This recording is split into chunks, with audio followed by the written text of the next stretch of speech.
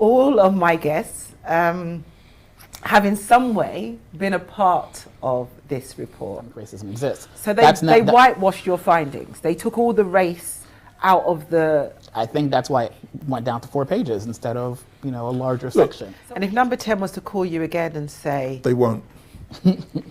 Believe me, they won't. They come up with the findings, and it was just about finding and manipulating the facts to fit those findings. Systemic racism does exist, and let's get back to trying to figure out how to solve it. So you'll notice none of that is in the report. And when they stopped more young white men than young black men, they found that more young white men had drugs on them. If you're a black Londoner, you're 7 times more likely, 7 times, 700% more likely to be stopped and searched than if you're a white Londoner. Well, that's got nothing to do with the institution or anything, according to this report. It's because young black Londoners are more likely to be involved in crime and carry drugs, and and really that's why there's a mistrust. Black people are no more likely to commit crime than anyone else. Yeah. And yet they don't sort of put that in the same sentence as the fact that stop and search is disproportionately carried out.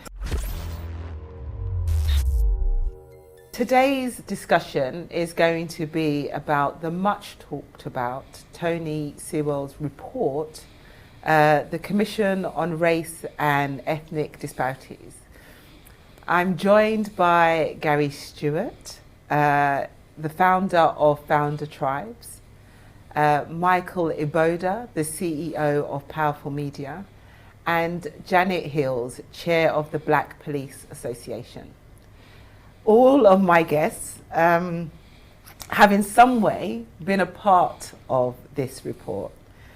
And I really want to start the conversation off as we've got Janet Hills, the chair of the Black Police Association, who is mentioned in the report. I want to start the conversation off around stop and search and policing. And I'll just mention a little bit that Tony Sewell said in his introduction. He says, the new challenge of participation is best illustrated in the policies that face police recruitment. The police need to demonstrate that they are truly a more welcoming organisation, and black communities need to overcome the legacy of mistrust. I don't know, that sounds quite reasonable, Janet. We need to overcome the legacy of mistrust. But first of all, can I say, Janet, were you aware that your name was attached to this report? No, I wasn't. I think you told me about that. I did try sort of looking through to find it, but no, I wasn't aware that I know we haven't contributed to it, I can say that much, but I wasn't aware that we were attached to it at all. Yeah, so you're listed as the Black Police Association as being one of the contributors, and it's quite interesting. There's a number of people that have listed who have responded that they weren't aware that they were going to be one of the contributors. But how have you found the findings in the report? So in terms of what I've read around particularly the stop and search elements, which was quite a large section, for me, it's not telling me anything that I'm not already aware of in terms of stop and search.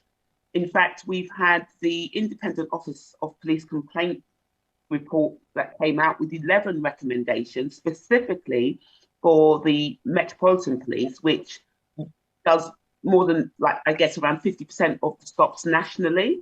So we've already had 11 recommendations from the the Independent Office for Police Complaints. And we've also got the Mayor's Action Plan, which again looks at stop and search in detail and gives us an action plan to be delivered on, to be actioned by the police service. So in both cases, what it identifies to me is that they are finding fault with the police to improve it.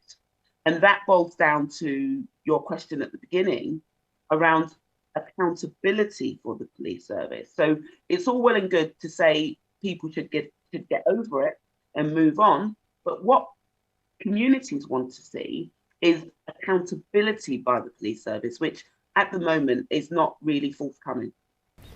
So the communities that need to overcome the legacy of mistrust.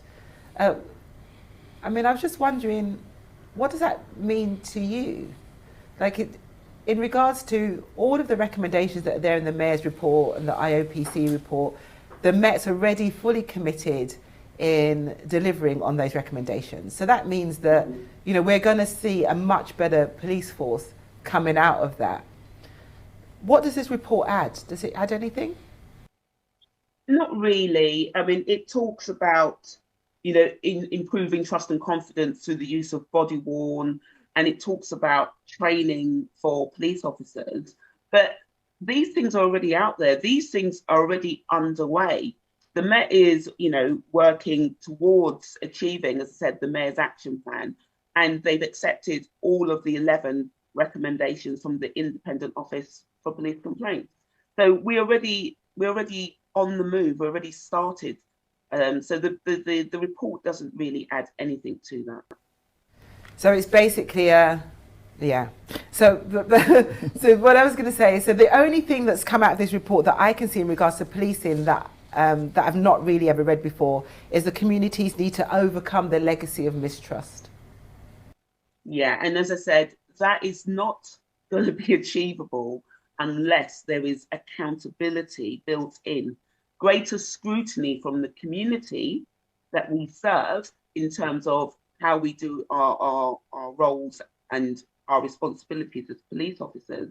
And I said these are a couple of the things that have come out in the Independent Office for Police Complaints, which also mentions about the use of force in relation to stop and search, which in virtually all of the cases that they looked at, there was a use of force, even though we know that 80% of stop and search in the Met, particularly, there is no outcome, so nothing is found.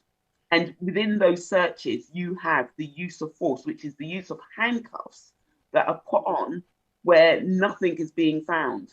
And they were, critical of the organisation.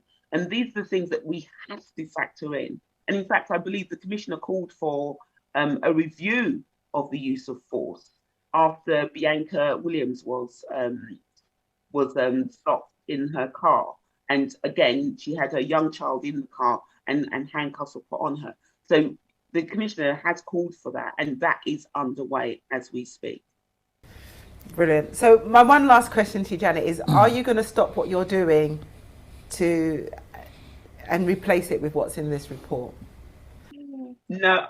Not only am I not going to stop what I'm doing, but I'm not going to take the time to read the report because, in terms of the headliners that have come out from it, it kind of sums it all up in terms of, the UK's free from institutional racism and actually everybody can go about their business now, move on, there's nothing to see here, is for me enough of a headliner for me not to really delve any deeper into this review. There is good work going on the ground with, as I said, the Mayor's Office, the Independent Officers Complaint. The police service itself is making good strides in trying to addressing. This report adds absolutely nothing to the work that is already being undertaken. Brilliant. Well, all I can say is thanks for all the work that you do with that and in the police force, and thank you for joining us today, and please feel free to stay with us and contribute to all the couple of other aspects of the report. We'll be discussing whether anybody will be taking much notice in it. So I'll be here. Thank you. Thank you so much, Janet. So Stop and Search, Black Police Association, I think we've kind of covered that aspect of the report in terms of nothing, progress will not stop with this. So can I just say, yeah. the numbers on Stop and Search, they never seem to go down, the disproportionality in Stop and Search. I think it's now, if you're a black Londoner, you're 7 times more likely, 700% more likely to be stopped and searched than if you're a white Londoner. Well, that's got nothing to do with the institution or anything, according to this report. It's because young black Londoners are more likely to be involved in crime and carry drugs, and and really that's why there's a mistrust. Well, the interesting thing is that in one part of the report, I struggle to say that, by the way. Can I just? Actually, in one part of the report, they actually state that black people are no more likely to commit crime than anyone else, and yet they don't sort of put that in the same sentence as the fact that stop and search is disproportionately carried out. And when they stopped more young white men than young black men, they found that more young white men had drugs on them. And I'm sure, and Janet is still with us, I'm sure if they stopped and search lots of people going to work on a Monday in the city, that they'll find that they probably have some drugs on them too. So there's a whole nother conversation. Yes, Janet? Yeah, and as I said, the 80% where people are being stopped and searched and nothing is found is the real sort of like deal breaker, because that will create the issues around policing, and especially where you're putting cuffs on. So you're going to stop someone for reasonable grounds, as they say, and then even before engaging with them, you've put cuffs on, and then you're going through their pockets, and then you're surprised that when an individual is saying, well, actually, I've done nothing wrong here, and they're protesting, and then you see that as actually more grounds to actually do what you're doing. And, there needs to be a greater understanding of the disproportionality, as you said, from a policing perspective. They need to understand that. And I think, again, that's one of the outcomes from the independent offices of complaints. They talk about the lack of understanding of the impact of disproportionality. Yeah. And actually, to go full circle, that is where the mistrust develops and grows. And so how can you get over that mistrust if 80% of people that are stopped, nothing is found in them? Gary? Yeah, no, it was reminding me of like when I was in law school, like a paper I did was on looking at the linkage between like vagrancy laws, when basically that's what they use to kind of create these like white militias to police slave communities, and then eventually how that then bled into the way that the police was kind of developed, at least in the US. And obviously this week, we're kind of looking at George Floyd and his death, and I think it's kind of the same question, which is why is it that there's a presumption of criminality of blackness, particularly black men, that then bleeds into these disparate rates that we're seeing. The other thing that I think that's really interesting is the question of who's serving whom. Like, why is it my responsibility as a citizen to have to appease the police? The police work for us, not vice versa. So this notion that we need to get over something, no, you're working for us. Prove to us that you are serving us as public servants. If not, then the problem is yours, not ours. But I think that you can't escape that at the root of all of this is a notion of criminality and otherness that leads to all of the disparities that we see, whether it's in the police or in business or whatever. It's that we're just not seen as full citizens, and as long as that's the case, then we have all of these other effects. I think there's part of the introduction, I think, where it talks about it's very difficult to build, and it really does other a group of people, and it's like actually people are people, and you are, this report is very much about othering, and it seems very deliberately so. There's another point there, just leading on from what Gary has just said. There's also a sort of unsaid presumption that the community is against the police in some way, shape or form. You know what? Most black people in this country want to live a peaceful life with no crime involved. And the other side to what we are hearing is we are the biggest victims of crime in the country. We suffer more violent crimes, particularly, than any other communities in the country. So we don't want that. Most black people are law-abiding, normal people who want to go about their lives, their everyday lives, in as safe a way as possible. So we want the police to police us, but we want them to police us in the right way. just in terms of what you're saying there, there's the additional impact on young people. So not only do they have it, during their schooling and then into social life, but then it follows them into adulthood. So that impact on young people is again another key area where we have to address. Yeah, totally. And moving on from that, Gary, you were a participant in this report. You were commissioned to provide a section of the report around entrepreneurship. So you're partly responsible for this report and its findings. I'm not really going to accept that, but continue. but I mean, but your name is listed. You're a participant. Why are you not proud of the fact that this report has said that we're almost in a post-racial type era, and that Britain is a model to other white majority countries? I mean, you should be embracing that. Well, I think that there are two things. One is when they asked us or me to be on the working group for enterprise and entrepreneurship, I think it was called, the idea was that we would be able to kind of make a difference, advance the conversation. And that there was a real interest in advancing the conversation. I think that as we started to go through the process, that was when the kind of political motivation became clear that it wasn't really about finding truth, it was about PR, and that regardless of what the truth was, we were simply going to ignore it. Kind of like I think happened with Brexit, but I'm not going to get into that here, that we were going to kind of just ignore it and create our own new reality. And so I think that came out really clearly when we look at the fact that before the working group on race, on enterprise and education, I had been on another group for the British Business Bank.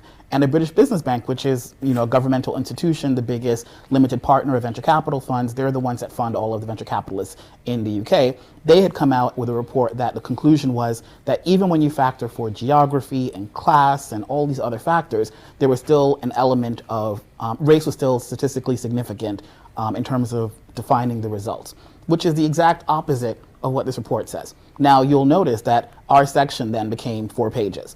And I think the majority of it is about Dragon's Den and Levi Roots and a plug for HSBC. I think that's the bulk of what came of it. All of the rest of it, which was a substantive thing that the British Business Bank had spent months commissioning people and talking to people about, all of the stuff that we said, the recommendations that we made, specifically that Black people in particular, we don't want more mentoring, we don't want more reports, we just need money. We need to create our own intergenerational wealth. Lack of access to capital is the big problem for minority communities, so please set up a fund or something like that, that would, the same way that the US has done, Canada has done, et cetera. You'll notice none of that is in the report. So the report basically commissioned a bunch of people to kind of talk about entrepreneurship, had the British Business Bank do a whole bunch of research. All of it is ignored because the conclusions were just not what they wanted to say, which then begs the question, well, then I thought this was about research. Well, if it's not about the research, then what was it about? And it's now really clear. It was about kind of a false utopian vision, a very clever post-Brexit vision of the world, which is come one, come all, minorities and Commonwealth. The UK is a place for you to kind of thrive. Unlike in these other places that may be our competitors, whether it's France or the US, come to the UK, this is where you'll make your dreams come true because racism isn't a problem here. And I think that that's patently false. Is it fair to say you're not happy?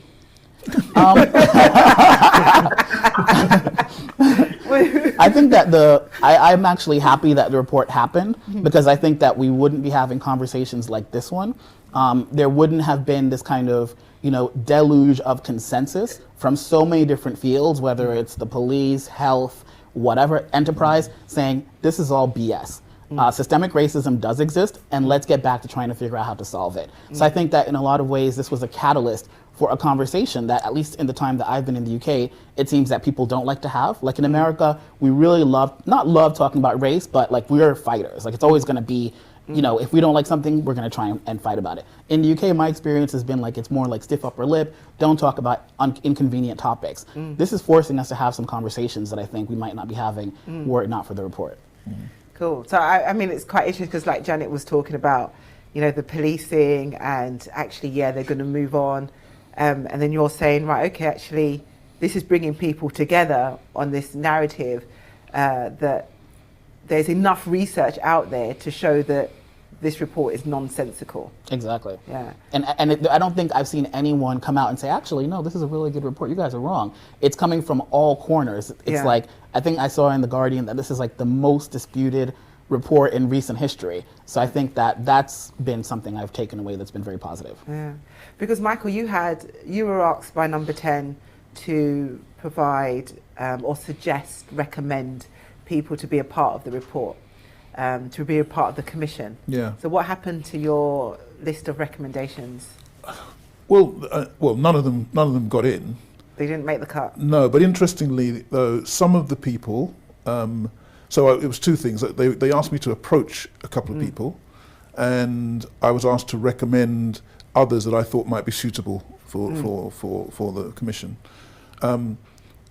Interestingly, most of the people that I was asked to approach said they wouldn't have anything to do with it. Mm-hmm. And the reason that they didn't want to have anything to do with it was that they didn't think that it would be a truly independent report. Mm. They thought that it was that they'd already come up with the findings. Exactly what Gary's just said. I was going to say, but they come up with the findings, and it was just about finding and manipulating the facts to fit those findings. So Gary, why did you give it benefit of the doubt? Why did you think this report was going to come up with something good? Well, I remember that, like, and this sounds really strange to say, like, in retrospect, but like, after, Theresa May had the racial disparity audit, and then before there was the transition, let's call it, they brought a bunch of us to Number 10, and we were having this conversation. You have to kind of like work with the people in power, right? Like, I don't think minorities have the luxury of saying, hey, we're just going to ignore this administration, whether that's 5 years, 10 years, we're just going to pretend that they don't exist. Like, the lot of being a minority is that you have to work. You have less power, and your job is kind of to find allies so that you can amplify the power that you do have. So I think that was kind of the spirit that we went into this with, which is, okay, we made some progress under Theresa May in the racial disparity audit. Let's see if we can build on it. We have some skepticism, but you can't just give up. Well, according to this, it is building on the race disparity audit. It's building on the data from it. It said for the first time they're able to use and access the data. I think it would be really interesting to ask Lord Woolley and the other people who were responsible for the racial disparity audit if they agree with that conclusion. I think they've pretty clearly said that they think it's, I think Lord Woolley called it a grubby report. So I don't think that he agrees with that conclusion. And it also begs the question, right? The Tory government was what implemented the race disparity report in the first place. Yeah. 10 minutes later, we've got another one, which is saying the exact opposite. So what's changed in that time? Exactly. And how can they register? The Home Secretary. Well, yes. I mean, this is the thing, isn't it? It's like the Home Secretary has changed, the Prime Minister has changed. They've got different people in power. The fact that they've got, different agendas. Yes, that's right. And so I mean, are we doing a service or a disservice talking about the report? I mean, the policing is just going to do what they've been doing, the IOPC report, the mayor's recommendations, the police are going to do that. Like, what are you guys going to do? Is this report going to affect the work that you do in any way, shape or form? I think that the question that is the most interesting from the report has nothing to do with the report, but the people that sanctioned it.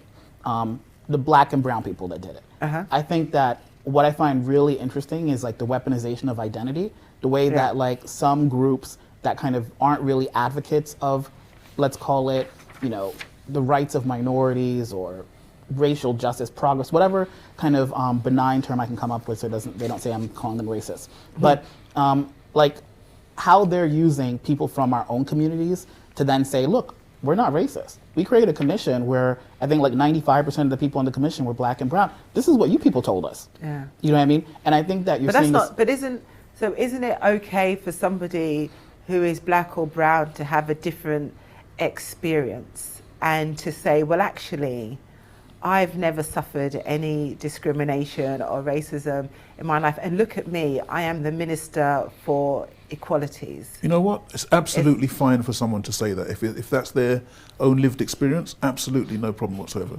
The problem is, though... So isn't it your fault, Michael, because you need to overcome You need to overcome your issues and your problems. You need to run through that open door and grab your opportunities and pull yourself up and by your bootstraps. By the bootstraps. You need to do that. So what is the problem? If somebody can become the Minister of Equalities by doing that, why can't you?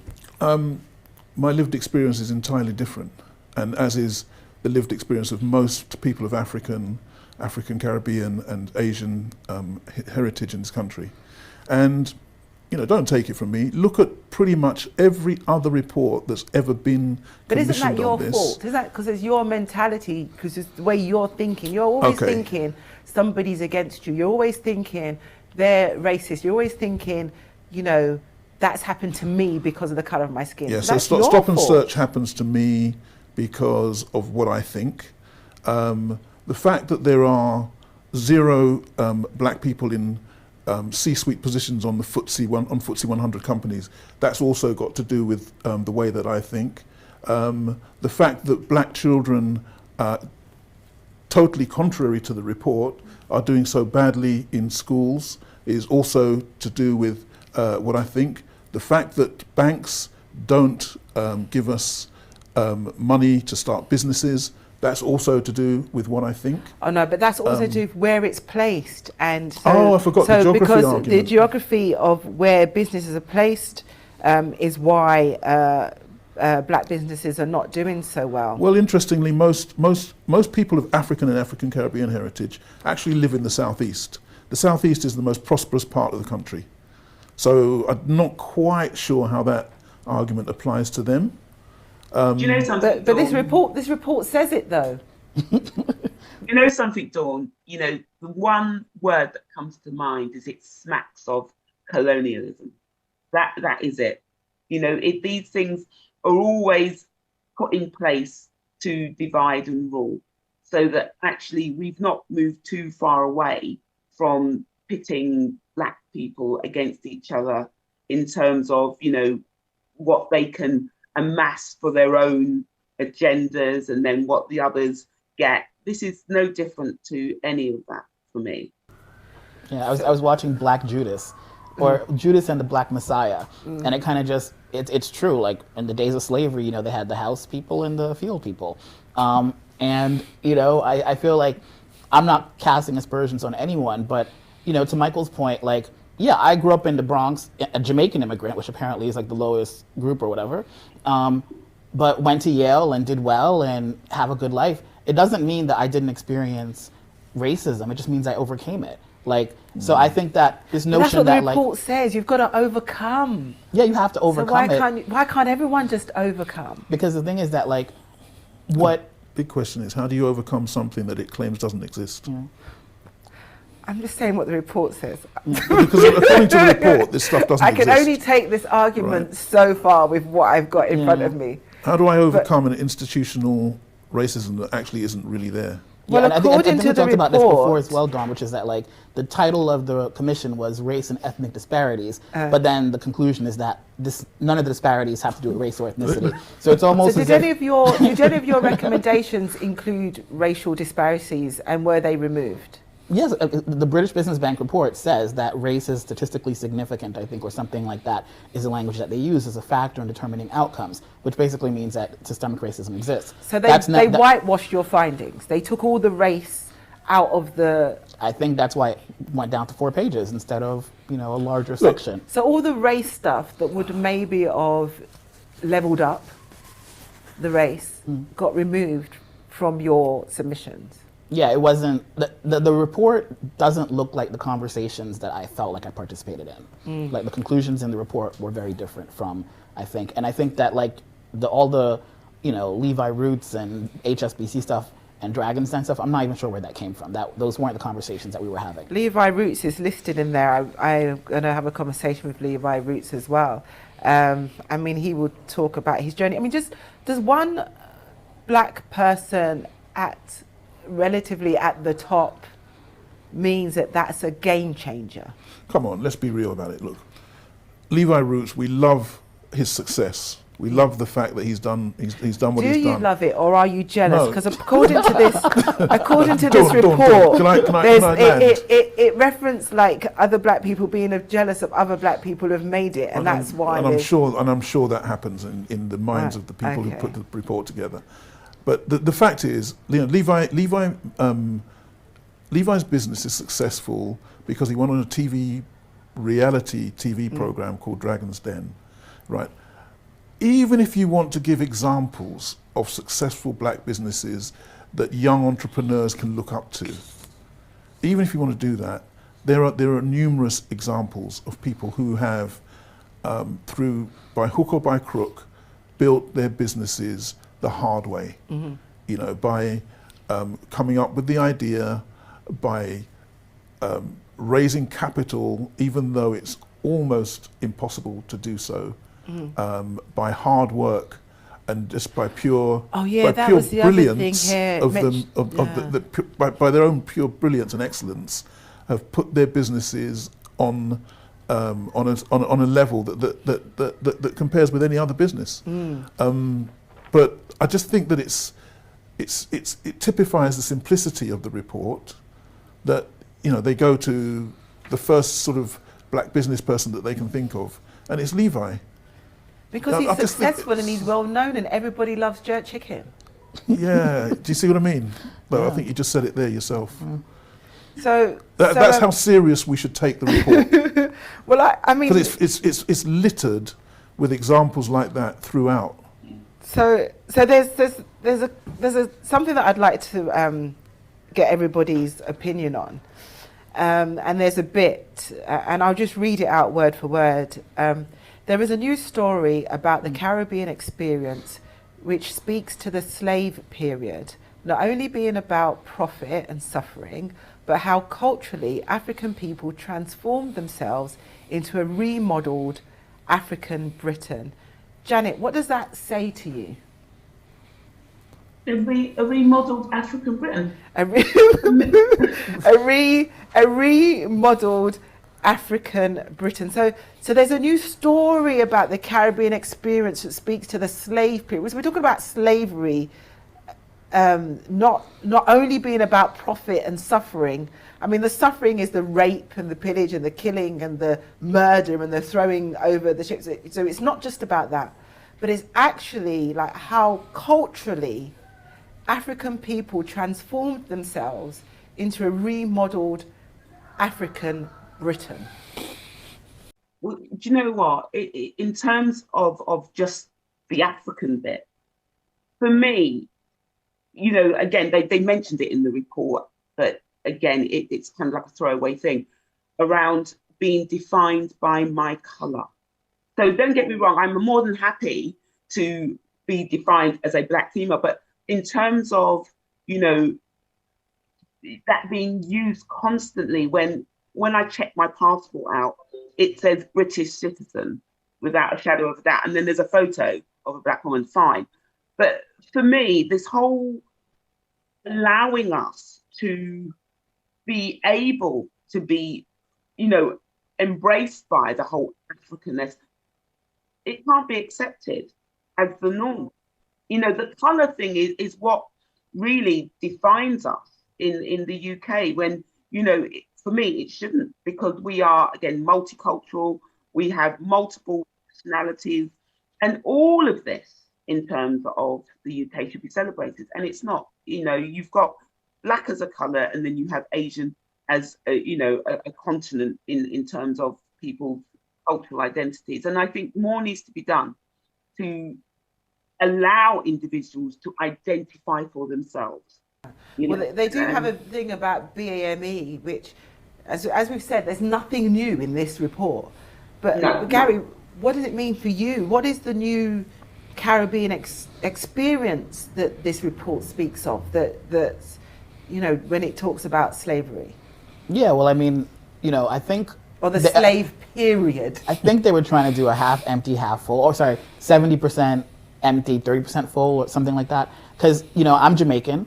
I'm super proud to be Jamaican. I'm American, an American immigrant, but super proud. Now I'm British, I'm super proud as well. So I can have various elements of my identity and be really proud to belong to these like really amazing communities, right? That doesn't in any way negate the fact that racism exists, right? I can be black, a proud African American, a proud black British person, a proud Jamaican, and still acknowledge that there are problems in our society and that we need to try and fix them. You could be the top of your game. You could have a business and sell the business for £1 million, but you're still not going to deny that racism All you need to do exists. is listen to a Jay-Z album where he's talking about the police and stuff like that. Beyonce talking about going into a meeting and being the only black person. You can talk about Oprah being a billionaire and still talking about when she goes to a store in Paris, how people are following her, and you understand that it's not about kind of how much money you have in the bank. It's about something, as Janet was saying, the skin color, that means that people see other, they see less than, they see inferior, they see criminal, and that's what we need to overcome. And simply by creating a report saying, oh yeah, let's celebrate the fact that we are now citizens and not slaves, that seems a bit reductionist to me. The idea is, I'm happy I'm no longer a slave and my family aren't slaves, okay, kumbaya. But I still want more and I deserve more. And what I really want is the same that any white person has, which is the freedom to pursue their life ambition without the limitation of someone's stereotype. Yeah, Amen. Michael. to me, Yeah, amen. That- Amen from Janet. Amen. that particular part of the report is quite possibly the most ridiculous part in it. Really? In what is Is in a ridiculous report, that's probably the worst part of it. To say and to publicly in a forum such as this that is supposedly endorsed by government, that in some way slavery, which was, let's put it what it really was, it was the Black Holocaust. In some way, black people benefited from it because they became Remodeled African remodeled. What was it? Remodeled. African Britain. I mean, I find that just incredible. I don't understand. I don't see But it how. was just a period in time. Should we not get over it? Yeah, we Should we not probably should, overcome like it everything and else. get over it? We probably should, like everything else, right? But the truth is, that particular part, I don't see how the Prime Minister can endorse that statement. I really don't understand how What do you think? What do how you think would Boris happen Johnson can if he agree does, to that. if the Prime Minister does endorse this I think report? things What do like you think that means? become, well, the report as a whole. Yeah.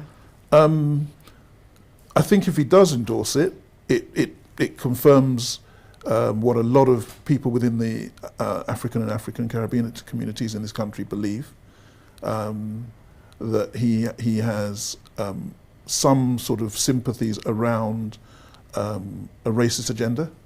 And I think that, past utterances that he has made, that we all know what they are, and which, he's said were taken out of context, would be put more into context Yeah. if he were to wholeheartedly endorse the findings of this piece of rubbish.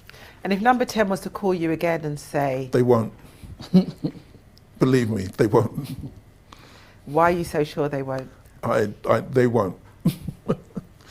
And Gary, if you're if you get another request to participate in a report, would you?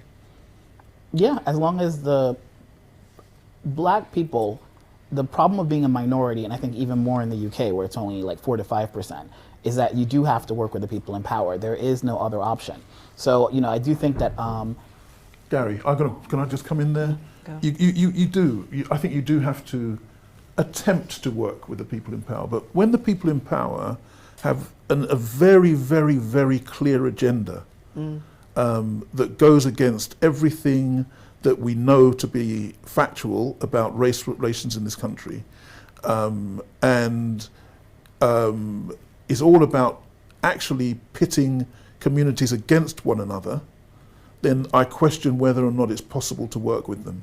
But I think to go back to what Janet said, it's like that's always been the case. You know what I mean? Yes. When we were slaves, at least in the U.S., we had Booker T. Washington, we had W.E.B. Du Bois. People had different theories, and government would choose who they preferred to. You had Malcolm X, then you had Martin Luther King. So I think that we're not the first ones to kind of confront this challenge, which is that like, and I think that, you know, again, there obviously has been progress since then, but I think that our ancestors had kind of a much more difficult challenge to kind of be a slave and legally, in the US at least, considered, you know, four-fifth or whatever it was a person, and still then need to negotiate with these people who don't even see you as a human being. You know, then you have desegregation, you have literally apartheid in the country, and then we can even look at Mandela. You know, I mean, people throw out that name all the time, but I mean, he had a really difficult challenge as well to then kind of work with the people who had been imprisoning him and oppressing his people under legal apartheid. So I kind of think that, you know, I wish it were differently, but the thing is that like the goal is to improve the lot of the community, and that requires working with the people who actually have the power and seeing if we can get a little bit for ourselves. And I suppose the important thing is your name is and your reputation is attached to this report, but you've ensured by having this conversation that you've clarified the role that you played. And the fact is that I know the good work that everybody does, and the fact is that, you know, you're not going to be tarnished by the findings of this report. And Janet, you were not even approached, but you know, the organisation, the Black Police Association that you're a chair of, is listed. But you know, you've said that this isn't going to make any difference to the work that you do. No.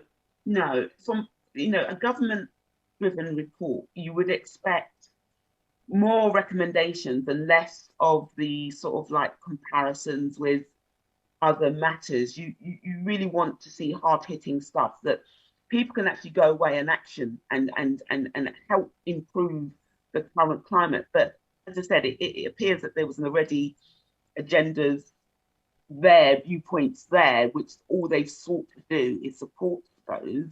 And some of the real work that is still going on in community still continues. You know, and that's where we need to really focus, I guess, around the doers and the people that want to make those changes. Yeah. And I want to thank. I was just going to say one last thing. I think for me, the really important thing is to make sure that like young kids or just even older people like that, they don't believe the narrative, right? Because I think that, like, again, you're looking to the American example, you know, when people went around with affirmative action that you don't deserve to be here, I think that it had like a lot of psychological effects on people saying, oh, this is all about me. I'm not good enough. You know, I'm the inferior one. I'm the deficient bit. So I think that like it is really important to just keep the narrative like, no, you are fine. It's a system that's broken. You're not broken. And I think that that's the kind of real danger of a report like this, which says, no, you're the broken one, not the system. Yeah, this is a national, this is gaslighting on a national scale by this government. And I'm like really pleased that, you know, that's been recognised. I mean, you know, I actually stood up in Parliament and said this many times, that this government is gaslighting us. But Michael, you wanted to say? No, I was just going to say, in furtherance to Gary's point, I work with a lot of young people, very bright young people at universities.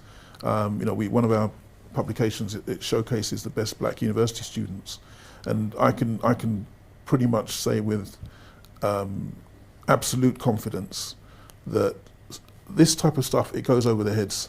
Yeah. Well, I hope it goes over their heads. They don't take this on board. Yeah. You know, they're far too confident in who they are. Yeah. And they're far too smart to actually take any of this rubbish and believe that it has anything meaningful to do with them. Yeah, I mean, I hope so, because at the end of the day, you know, there's enough to struggle with. I mean, I understand the people who have sort of dedicated their life doing good work and maybe thought that they were going to be tarnished, but I think the response has been forceful enough that that's not going to be the case. But I'm going to thank everybody for coming in and having this discussion today. And I wanted to just, so thank you, Janet, thank you, Gary, and thank you, Michael.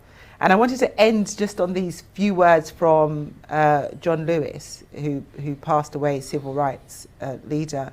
And he said, do not get lost in a sea of despair. Be hopeful.